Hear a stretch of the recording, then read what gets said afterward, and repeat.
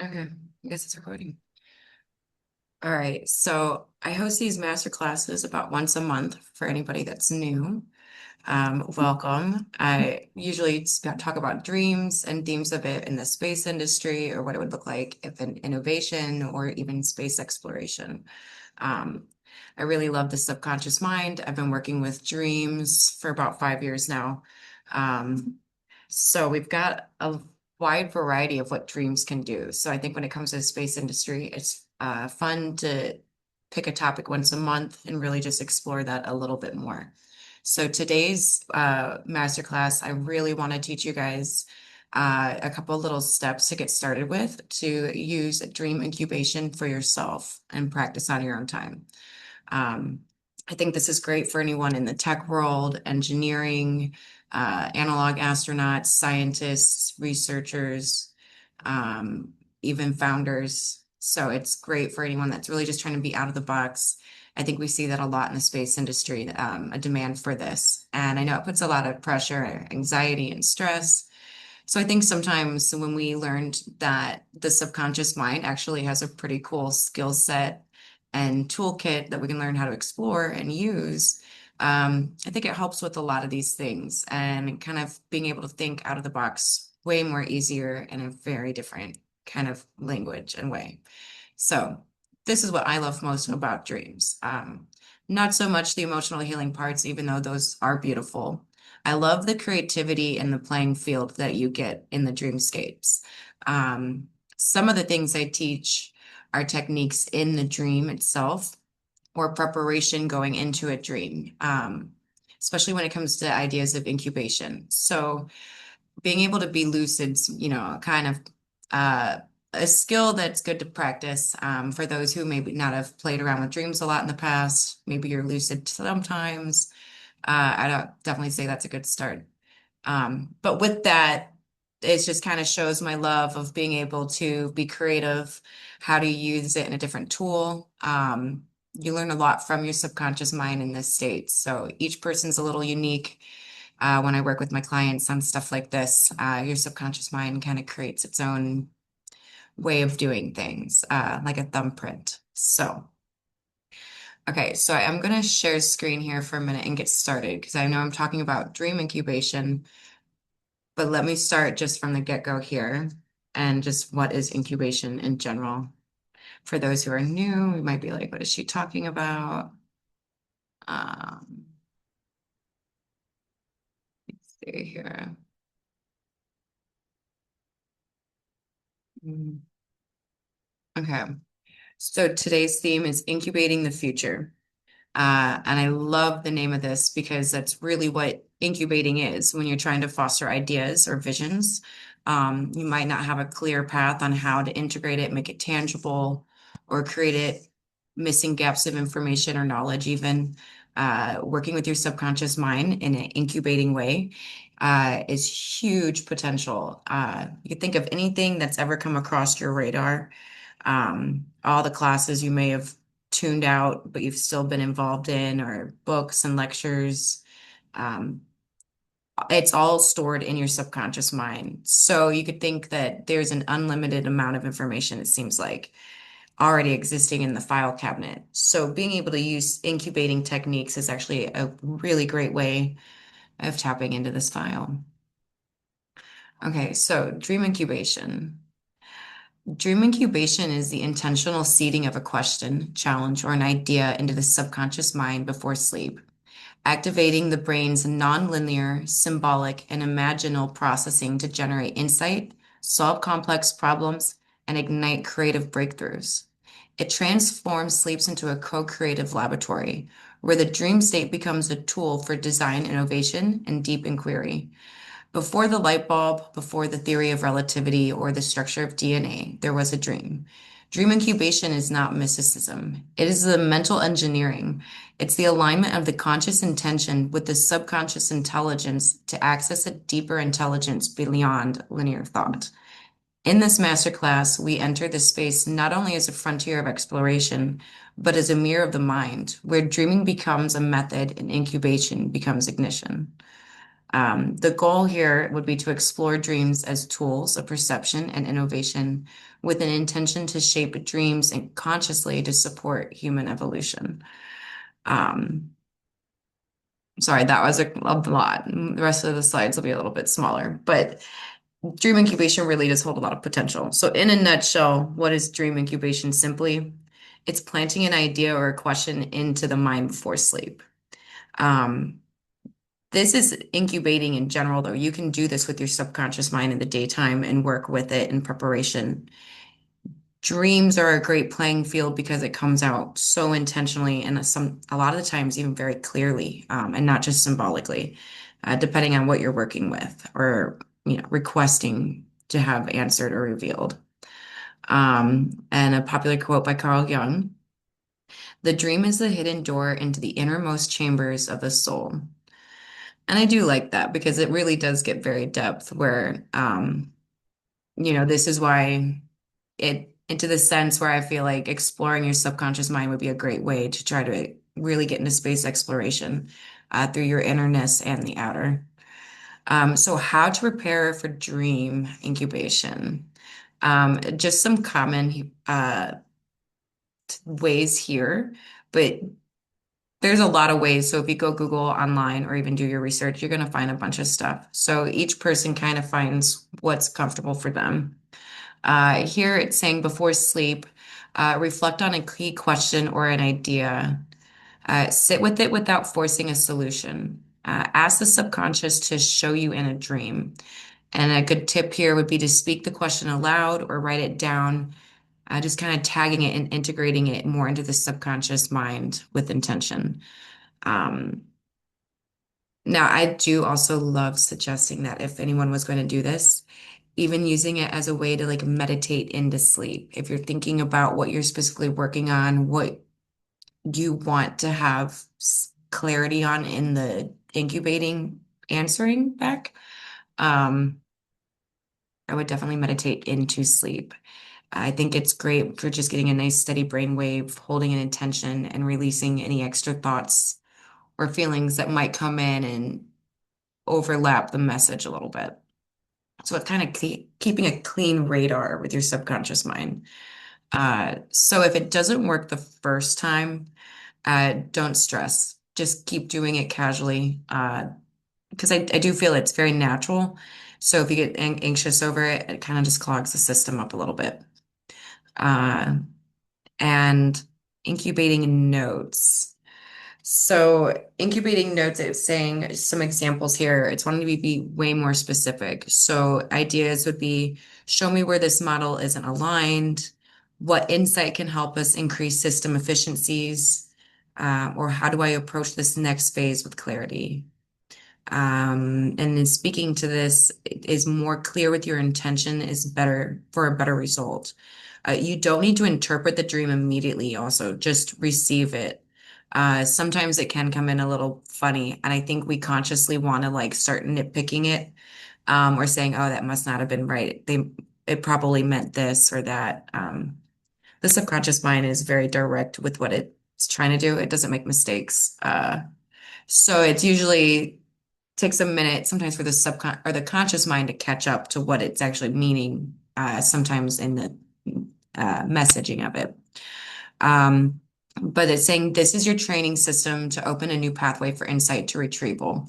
And that's something I'll teach here in the next minute or two.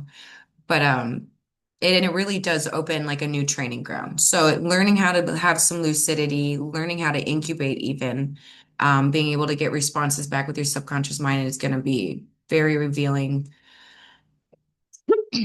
And it's going to take a lot of stress and anxiety off of you, being able to trust your subconscious mind to do what it does and to do it well. And so that's where it comes to building a relationship and trusting in how this system actually works for you and getting a groove or a flow with it. So I say keep a dream journal and write this stuff down and track it too, especially if you're doing incubating. Um, so the next thing would be some details here, which I wanted to definitely share as like a beginner going into like some phase two a little bit with some second steps. Uh, So tagging and tracking dreams. So I was saying to keep a dream journal, right? And it's because you're going to want to track, especially during your incubating phases, because it's not going to be one dream specifically that might reveal the wholeness of what you're looking for. It could be a series of dreams. And it could come in one evening. It could come in a series throughout a week or 2 weeks, kind of revealing its depthness of maybe of what it's trying to teach you. So that's where the tracking comes in. So having lucid awareness is nice and something I do suggest because you don't need it so much for the incubating part, but if you wanted to start memory tagging and doing some of this incubating in the dream stuff, being able to have some lucidity is a good thing. Even if it's just not necessarily controlling the dream, but being aware that you're in the dream and being able to think in the background and be able to have a thought of, oh, I understand what the symbolism here, what the message is, and it resonating to the wisdom or the knowledge of it, and then tagging it. So that does take a little bit of awareness, which comes quite easily actually over time. So I just think the more we start focusing on dreams in general, the easier that gets. So then we go into what I call the memory tagging. We see a lot of this in like daytime practices. I like to use it in my own dream states, and this is a fun one to work with some of my clients one-on-one with. So memory tagging, kind of what I was saying, where you would have a thought or find the information you're looking for revealed in the dream, and you're worried, oh, I'm totally going to forget this in the morning, which a lot of times we do lose a good percentage of the dream activity. Um, so to be concerned about it in the dream and be like, oh, I'm totally gonna forget this later. Trying to tag it or having like a 3-word phrase or something that you know that you can take with you into the waking life. Um, that's why I said the lucidity awareness is definitely a good thing to have a little bit at this point. Because then you're just thinking within the dream and having a thought within a thought and kind of working a couple little tools into how to navigate that. But you can take some of that information and bring it out, and then you'll put it in your journal, right? Where you're tracking all your dreams, and you can layer in with some of the results and things that are coming through with the incubating process. Memory tagging also is really great because it helps with better dream recall, which is the next one down here. And dream recall is upon waking, retrieving, or recording just the gold of the dream or the meaning. Even one word could hold the full thread. So when we're memory tagging, we're also making it easier to go back to the dream, especially if it feels fuzzy or like if you've lost a little bit or if it's like on the tip of the brain. You can actually go back with just like a light meditation or reflecting back on it, and trying to jot down more details or re-enter the dream. And there's a lot of techniques I work with people on dream re-entry. And that in itself, you can find a lot of stuff on Google too, if you ever got a little curious and wanted to dive into some of those wormholes. Uh, and then we've got tracking, which at the end, if you're going to be incubating something, you're going to want to be tracking this. So at this point, yes, having a Google Drive document or using a ChatGPT stream, a written journal, even somewhere where you can track a lot of the stuff that's coming through between the daytime and your evening dreams. But tracking a series of dreams while in an incubation process will reveal the subconscious processing the information, as well as tracking messages that carry over into your overall dream story and data reveal. And a lot of times I say that dreams will show you a problem, but they're also giving you a solution too. So it's always good to look at some of those patterns and understand when it's showing you a problem, there's probably an answer nearby. You can kind of start tracking and looking for some of that a little bit more clearly. Um, and everyone's symbolism is different. So I do find that AI systems and chat GPTs are really great help in a lot of this too. Um, I'm not gonna lie, I use mine all the time for stuff like this now and a written journal. But it does help with some of the tracking stuff in its own way. But I forgot what I was going to say. There was something else I wanted to add to the tracking thing. I'm sure I'll think of it later. So this is just some of the stuff. and you can ask me questions, of course, in the chat or after I get through with this, because this is stuff I wanted to talk more about with you guys at the end as well, and take any questions on how you might want to practice or integrate it into your own kind of dream beginning with some of this. So if I would say, if you were going to break it down into steps, try dream incubating, try to go a little lucid where you could start memory tagging, and then getting into better dream recall. I always say, like, working with the subconscious mind when you're focusing on the daytime in general and learning this language of how it operates in its own weird way. It is weird.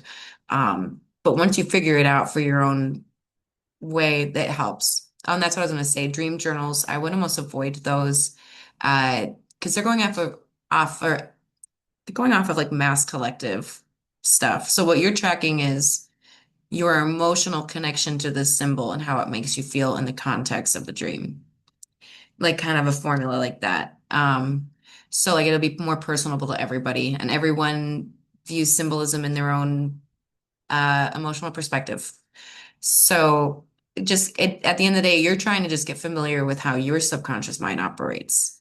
And it'll be interesting, and you'll definitely see a lot of its flavor and personality and different things like that come out in the dreams.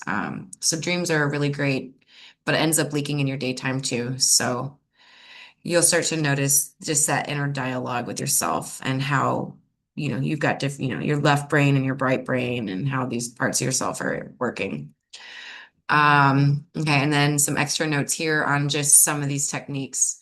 Examples with a dream. If you're floating in a strange module, watching systems self-correct, you might tag anonymous recalibration. Or with the dream, you're guided through a new large sequence, and you might tag sequential trust. Certain words that would make sense to go into the daytime.